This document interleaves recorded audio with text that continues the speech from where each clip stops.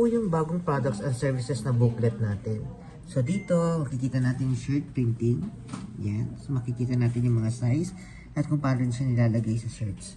And dito, andito na rin yung kung logo, and yung A4, A3, andyan na rin yung mga prices niya. Yan yung iba't ibang klaseng shirts natin.